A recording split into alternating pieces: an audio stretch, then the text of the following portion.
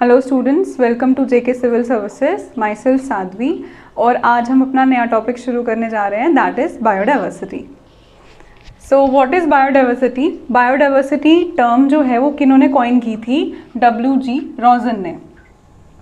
और इस टर्म को डिफाइन किसने किया था? Edward Wilson. This term was popularised and defined by Edward Wilson. Biodiversity दो वर्ड से बना हुआ है, एक है bio and second is diversity. Bio का मतलब क्या होता है? Living, and diversity means variety. तो बायोडाइवर्सिटी की डेफिनेशन क्या हो जाएगी? Wide variety of life on earth. Earth पे लाइफ की बहुत ज़्यादा वेराइटीज़ और variety of living forms present in various ecosystem. बहुत सारी लाइफ मतलब बहुत सारी variety of live living forms जो अलग अलग इकोसिस्टम में प्रेजेंट हो सकती है। जैसे पॉन्ड इकोसिस्टम है, उसमें अलग अलग वेराइटीज़ हैं। जैसे फॉरेस्ट इकोसिस्टम है, उसमें अलग अलग वेराइटीज़ है लिविंग फॉर्म्स की। जैसे फॉरेस्ट इकोसिस्टम में इंसेक्ट्स हैं, माइक्रो ऑर्गेनिजम्स हैं, ट्रीज़ हैं और जैसे एनिमल्स हैं बहुत सारे। तो एक इकोसिस्टम में लिविंग फॉर्म की बहुत सारी varieties represent biodiversity. Biodiversity is a सिनोनियम। सिनोनियम का मतलब क्या होता है? Similar word. बायोडाइवर्सिटी का सिमिलर वर्ड क्या हो सकता है? Life on earth. Okay, so biodiversity is a सिनोनियम for life on अर्थ। अब इसके लेवल्स हैं, बायोडाइवर्सिटी के लेवल्स हैं, 3 लेवल्स हैं इसके। Number first is genetic biodiversity, number second is specific biodiversity, number third is ecological biodiversity. First one is genetic biodiversity. तो genetic biodiversity क्या है? Number first is genetic biodiversity. तो genetic biodiversity क्या होती है? डाइवर्सिटी और varieties shown by a single species. एक single species कितनी वेराइटीज शो कर सकती है एट जेनेटिक लेवल? एक सिंगल स्पीशीज अपने जेनेटिक लेवल पे कितनी वेराइटीज शो कर सकती है, उसको आप क्या बोलते हो? Genetic biodiversity. या इसको आप क्या बोल सकते हो? Diversity in the number and types of genes and chromosomes. Varieties, बहुत सारी वेराइटीज़ किस में? In the number and types of genes. Genes के नंबर में और उसकी टाइप्स में, और क्रोमोसोम के नंबर में और उसके टाइप्स में, और इन दोनों की वेरिएशन में। इन दोनों की वेरिएशन में कितनी डाइवर्सिटी शो हो सकती है एक सिंगल स्पीशीज के अंदर? मीन्स एक सिंगल स्पीशीज अपने अंदर कितने टाइप्स ऑफ जीन्स एंड कितने टाइप्स ऑफ क्रोमोसोम की वेराइटीज शो कर सकता है, that is known as genetic biodiversity.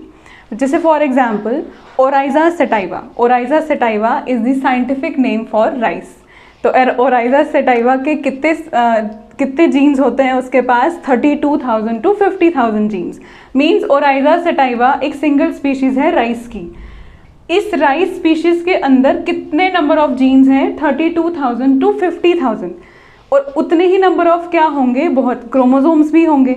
तो इट मीन्स एक राइस की सिंगल स्पीशीज कितनी सारी वेराइटीज शो कर रही है।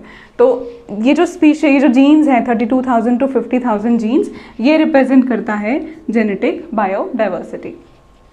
Next example is homo sapiens, means human beings. तो ह्यूमन बींग्स के पास कितने जीन्स होते हैं? 30,000 to 40,000 जीन्स। तो इसका मतलब है एक सिंगल ह्यूमन बींग की स्पीशीज इतने सारे जीन्स शो कर रही है, इतने सारे जीन्स की वेराइटीज शो कर रही है। तो वो क्या शो कर रही है? Genetic biodiversity. इंडिया के पास राइस की कितनी ज़्यादा वेराइटीज़ हैं? More than 50,000। ऑब्वियसली जब इतने जीन्स हैं तो वेराइटीज़ भी इतनी ही होगी। और मैंगो की भी इंडिया के पास मोर देन 1,000 डिफरेंट वेराइटीज़ हैं। अब एक यहाँ पे एक पॉइंट, बहुत इंपॉर्टेंट पॉइंट आता है, दैट इज जितनी ज़्यादा जेनेटिक डाइवर्सिटी बड़ी, मतलब जितनी ग्रेटर जेनेटिक डाइवर्सिटी होगी एक स्पीशीज़ के अंदर, उतनी ही ज़्यादा उस स्पीशीज़ की क्या होगी? Efficiency to adapt. मीन्स एक स्पीशीज अपने अंदर जीन्स और क्रोमोसोम्स की जितनी वेराइटी शो करेगा, मतलब एक स्पीशीज अपने अंदर जितनी जेनेटिक डाइवर्सिटी शो करेगा, उतना ज़्यादा उस स्पीशीज में एफिशिएंसी होगी टू अडैप्ट। अडैप्ट किसकी? फॉर एग्जाम्पल आप एक स्पीशीज़ को किसी हॉट एनवायरनमेंट में रख दो, अगर आप उस स्पीशीज़ को कोल्ड एनवायरनमेंट में शिफ्ट कर दोगे तो वो वहाँ सर्वाइव इतनी जल्दी नहीं कर पाएगा। लेकिन अगर वही स्पीशीज़ अपने अंदर जेनेटिक डाइवर्सिटी शो करता है, नंबर ऑफ जीन्स और क्रोमोसोम में वेरिएशंस शो करता है, तो अगर आप उसको हॉट एरिया से कोल्ड एरिया में भी ले आओगे तो वो वहाँ पे सर्वाइव कर लेगा। तो यही है कि जितनी ज़्यादा जेनेटिक डाइवर्सिटी होगी एक स्पीशीज़ के अंदर, उतनी ही उसकी एफिशिएंसी होगी टू अडैप्ट। ओके, और ये जो जेनेटिक डाइवर्सिटी है ये इंक्रीज होती है विद एनवायरमेंटल वेरिएबिलिटी। जितना एनवायरनमेंट में वेरिएशंस आएंगी, जितनी एनवायरनमेंट में चेंजेस आएंगी, उतनी ही ज़्यादा जेनेटिक डाइवर्सिटी बढ़ेगी, क्योंकि जितना जितना एनवायरनमेंट में चेंज आएगा, एक स्पीशीज़ अपने आप को उस एनवायरनमेंट के हिसाब से रखने के लिए या उस एनवायरनमेंट में सर्वाइव करने के लिए अपने अंदर जेनेटिक डाइवर्सिटी लाएगा। तो genetic diversity increases with environmental variability. Next part is species biodiversity और स्पेसिफिक बायोडाइवर्सिटी। तो इससे तो नाम से ही पता चल रहा है, variety in the number of species, variety in the number and richness of a species of a region. एक एरिया के या एक रीजन में कितने नंबर ऑफ स्पीशीज़ हैं या उन स्पीशीज़ की कितनी रिचनेस है, कितने ज़्यादा स्पीशीज़ एक एरिया में प्रेजेंट है, उसको बोलते हैं स्पीशीज़ बायोडाइवर्सिटी और स्पेसिफिक बायोडाइवर्सिटी। यहाँ पे दो डेफिनेशंस निकलती हैं, first is species richness and second is species evenness. Species richness क्या होता है, पर यूनिट एरिया में कितने नंबर ऑफ स्पीशीज़ होंगे। अगर जैसे आपको कोई एरिया दे दिया जाएगा 100 मीटर स्क्वायर, आपको बताना है कि 100 मीटर स्क्वायर में कितने नंबर ऑफ स्पीशीज़ हैं, तो that calculative value will be species richness. फिर सेकंड आता है स्पीशीज़ इवननेस। स्पीशीज़ इवननेस क्या होता है, एक एरिया में आपको देखना है कि कितने सेम नंबर ऑफ स्पीशीज़ हैं या कितने इक्वल नंबर ऑफ स्पीशीज़ हैं, चाहे वो कम हो चाहे वो ज़्यादा हो, बट कितने इक्वल नंबर ऑफ स्पीशीज़ हैं, क्योंकि इस वर्ड से ही पता चलता है, इवन मीन्स इक्वल। तो species evenness means species represented by more और लेस, ज़्यादा या कम, but equal number of individuals. एक एरिया में आपको स्पीशीज देखने हैं कितने ज़्यादा या कितने कम हैं, लेकिन इक्वल। जैसे फॉर एग्जांपल उसी 100 मीटर स्क्वायर में मैं आपको बोलूँगी मुझे टाइगर की स्पीशीज़ आप काउंट करके दो, तो आप देखोगे कि टाइगर का नंबर कितना है, मे इट बी मोर और मे इट बी लेस, लेकिन आप ये देखोगे कि वो इक्वल होने चाहिए, तो that will be known as species evenness. तो स्पीशीज़ बायोडाइवर्सिटी किसके बराबर होती है, species richness multiplied by species evenness. और इसको आप ऐसा बोल सकते हो कि species biodiversity is equal to product of species richness and species evenness. अब स्पीशीज डाइवर्सिटी में जैसे for example Western Ghats and Eastern Ghats, तो वेस्टर्न घाट्स में as compare to Eastern Ghats ज़्यादा एम्फीबियन स्पीशीज होती हैं। एम्फीबियन कौन होते हैं, जो लैंड एंड वाटर दोनों में रहते हैं। तो वेस्टर्न घाट्स में एम्फीबियन स्पीशीज ज़्यादा है as compare to Eastern Ghats. ठीक है, अब ये एक साइंटिस्ट का नाम है ऊडम इटाल का मतलब होता है जो इसके को वर्कर्स होंगे, जो इसके साथ में मेंबर्स हैं, को वर्कर्स, उसका मतलब होता है इटाल। ओके, तो ऊडम और उसके जो को वर्कर्स हैं उन्होंने कैलकुलेट किया था species diversity as number of species पर 1000 इंडिविजुअल्स।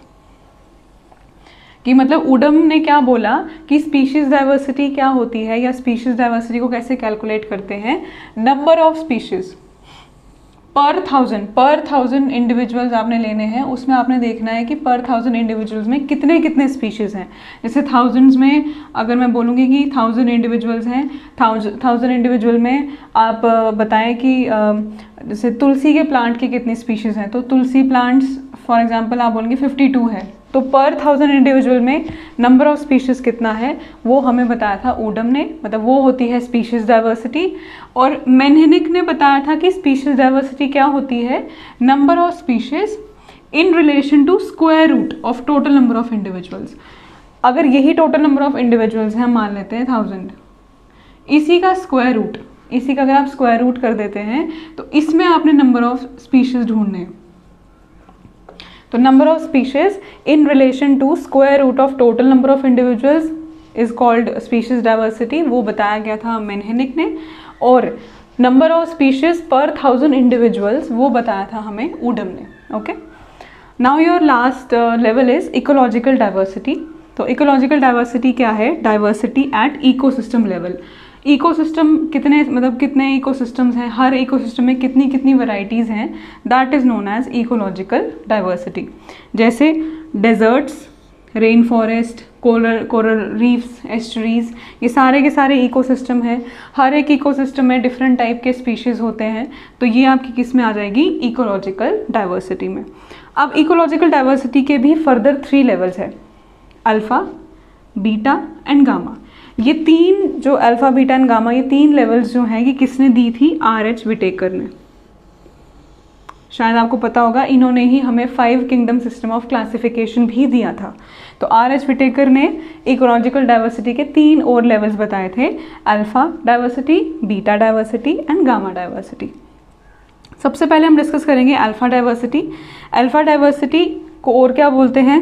लोकल डाइवर्सिटी या पॉइंट डाइवर्सिटी और with in community diversity. Okay, तो अल्फ़ा डाइवर्सिटी क्या है? Biodiversity with in a particular area. एक पर्टिकुलर एरिया या पर्टिकुलर कम्युनिटी या particular ecosystem, for example forest ecosystem मैं बोल देती हूँ, या फॉर एग्जांपल मैं बर्ड्स की कम्युनिटी बोल देती हूँ, या फॉर एग्जांपल मैं बोल देती हूँ कि एक पीस ऑफ लैंड है, उसमें आपने बायोडाइवर्सिटी ढूंढनी है। तो जब आप कभी भी किसी भी एक पर्टिकुलर एरिया या पर्टिकुलर कम्युनिटी या पर्टिकुलर इकोसिस्टम में बायोडाइवर्सिटी फाइंड आउट करते हो, उसको आप क्या बोलते हो? Alpha diversity. अल्फ़ा डाइवर्सिटी को कैसे एक्सप्रेस करना है? एज नंबर ऑफ स्पीशीज़, मतलब alpha diversity is expressed by number of species. या आप ऐसा भी बोल सकते हो कि अल्फ़ा डाइवर्सिटी एक्चुअली क्या है? Species diversity. ठीक है, मतलब अल्फ़ा डाइवर्सिटी में क्या इंक्लूड होता है? Number of species, species diversity आती है। इसमें क्या होता है अल्फ़ा डाइवर्सिटी में? इसमें जैसे हमने बोला कि बायोडाइवर्सिटी आपने एक पर्टिकुलर एरिया में या पर्टिकुलर कम्युनिटी या किसी पर्टिकुलर इकोसिस्टम में देखना है, तो इसीलिए जो अल्फ़ा डाइवर्सिटी के स्पीशीज़ होंगे उनका सेम हैबिटेट होता है। जो अल्फ़ा डाइवर्सिटी के स्पीशीज़ होते हैं वो सेम हैबिटेट शेयर करते हैं। अब सेम हैबिटेट शेयर करने की वजह से उन स्पीशीज़ में क्या हो जाता है? कंपटीशन शुरू हो जाता है। मतलब जैसे सेम कम्युनिटी है, सेम हैबिटेट है, कम्युनिटी भी सेम है, तो सेम हैबिटेट शेयर करने की वजह से जो सेम कम्युनिटी के मेंबर्स होंगे उनके बीच में क्या शुरू हो जाता है? कंपटीशन, एडजस्टमेंट, मतलब रिसोर्सेज को लेके उनके बीच में लड़ाई शुरू हो जाती है, क्योंकि सबको सर्वाइव करना है, सबको रिसोर्सेज का यूटिलाइज करना है। और एक एरिया है, एक एरिया में लिमिटेड रिसोर्सेज होते हैं, ऐसा तो होता नहीं कि अनलिमिटेड रिसोर्सेज होते हैं, लिमिटेड रिसोर्सेज हैं, कम्युनिटी भी सेम है, तो सबको सर्वाइव करने के लिए आपस में क्या करना पड़ता है? कॉम्पिटिशन करना पड़ता है। और जो अल्फ़ा डाइवर्सिटी है, अब ये पता है आपको कि ये बायोडाइवर्सिटी है with in a particular area, ecosystem या कोई भी एक जैसे कम्युनिटी के बीच में है। ठीक है, तो इसमें वेरिएशंस नहीं होती हैं ज़्यादा, वेरिएशंस आर लिमिटेड। वेरिएशंस का मतलब क्या होता है? चेंजेस। मतलब अल्फ़ा डाइवर्सिटी में वेरिएशंस आप नहीं देख सकते, क्योंकि कम्युनिटी सेम ही होती है ऑलमोस्ट हर जगह। एक पर्टिकुलर एरिया होगा, उसमें 2-3 ही डाइवर्सिटी होंगी, बट मतलब ऑलमोस्ट कम्युनिटीज़ जो होती हैं वो सेम होती है, इसलिए variations are limited in alpha diversity. ठीक है, नेक्स्ट आपका आता है बीटा डाइवर्सिटी। बीटा डाइवर्सिटी को और क्या बोलते हैं? Beta community diversity. ओके, तो इस डाइवर्सिटी में क्या होता है? इसमें आप क्या करते हो? इसमें कंपैरिजन होता है स्पीशीज डाइवर्सिटी का, मतलब स्पीशीज की ही वैरायटीज का कंपैरिजन कर रहे हो बिटवीन इकोसिस्टम्स। कोई 2 इकोसिस्टम है, उन 2 इकोसिस्टम में आप स्पीशीज की ही वैरायटीज का कंपैरिजन करवाते हो, उसी को आप क्या बोलते हो? Beta diversity. इसमें मेन चीज़ क्या होती है? जैसे जैसे आप हैबिटेट टू हैबिटेट जाओगे, जैसे जैसे आप एक हैबिटेट से दूसरे हैबिटेट जाओगे, वहाँ पे आप क्या देखोगे कि स्पीशीज की कॉम्पोजिशन में क्या आया होगा? चेंज आया होता है। There is a rate of change in species composition across habitats. ठीक है, तो डिफरेंट हैबिटेट्स में जब आप जाओगे वहाँ पे क्या होगा? स्पीशीज का कॉम्पोजिशन जो है वो चेंज होता रहेगा। ठीक है, अब जितना जितना हायर ऑल्टीट्यूडनल और मॉइस्चर ग्रेडियंट होगा, ये हायर का साइन है, ये एरो जो अपर एरो है ये साइन है हायर का। तो जितना जितना higher altitudinal and moisture gradient होगा, मींस जैसे जैसे आप ऑल्टीट्यूड पे जाते रहोगे, जैसे जैसे हाइट इंक्रीज होती जाएगी और जैसे जैसे मॉइस्चर का लेवल जो है वो बढ़ता जाएगा, उतनी ही ज़्यादा बीटा डाइवर्सिटी होगी। क्योंकि जैसे जैसे आप ऑल्टीट्यूड में चलते जाओगे हैबिटेट चेंज होता रहेगा। जैसे हैबिटेट चेंज होगा तो ऑब्वियसली दो अलग अलग इकोसिस्टम्स आते रहेंगे, डिफरेंट इकोसिस्टम होंगे, तो आप क्या करवा सकते हो, कंपैरिजन ऑफ स्पीशीज। ठीक है, तो जितना जितना ऑल्टीट्यूड बढ़ेगा, जितना जितना मॉइस्चर बढ़ेगा, बीटा डाइवर्सिटी बढ़ेगी। जितनी जितनी हिट्रोजेनिटी हैबिटेट्स में ज़्यादा होगी, हिट्रोजेनिटी का मतलब क्या होता है, डिसिमिलैरिटी। हिट्रोजीनियस होमोजीनियस ये दो वर्ड्स आपको पता होंगे, homogeneous means same and heterogeneous means different. तो जितना जितना हैबिटेट में डिफरेंस आएगा, जितनी जितनी कम्युनिटीज़ के बीच में डिसिमिलैरिटी होगी, मतलब एक एरिया में जितनी अलग अलग कम्युनिटीज़ प्रेजेंट होंगी, उतनी ही ज़्यादा बीटा डाइवर्सिटी होगी। क्यों? क्योंकि जैसे जैसे आप हैबिटेट देखते जाओगे, अलग अलग हैबिटेट होंगे, जैसे एक हैबिटेट, फिर second habitat, then third habitat. जितना जितना हैबिटेट में हिट्रोजेनिटी होगी, उतना ही आप स्पीशीज डाइवर्सिटी का क्या करवा सकते हो, कंपैरिजन। और जितना जितना ज़्यादा कंपैरिजन होगा स्पीशीज डाइवर्सिटी का, उतनी ही ज़्यादा क्या होगी, बीटा डाइवर्सिटी। ठीक है।